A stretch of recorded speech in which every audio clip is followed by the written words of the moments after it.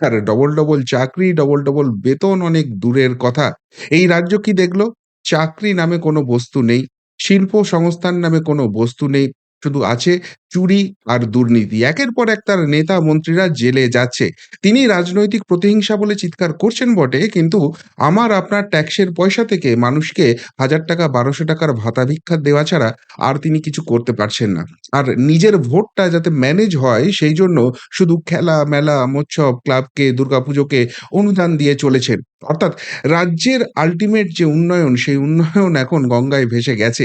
এবং এই কথা বিরোধীরা আমরা যতই সোচ্চারে বলি, এখনো মানুষের ঘুম বোধহয় ভাঙেনি। কিন্তু আজকে টাইমস অফ ইন্ডিয়া একদম স্পেসিফিক ডেটা দিয়ে যে জিনিস সামনে নিয়ে এলো, এরপরও যদি বাঙালি ঘুমিয়ে থাকে, এরপরও যদি এই দলকেই ক্ষমতায় রাখে, এরপরও যদি ধর্মের ভিত্তিতে যেভাবে রাজনীতি হচ্ছে তাকে সাপোর্ট করে এই অন্ধবিশ্বাস নিয়ে চলে,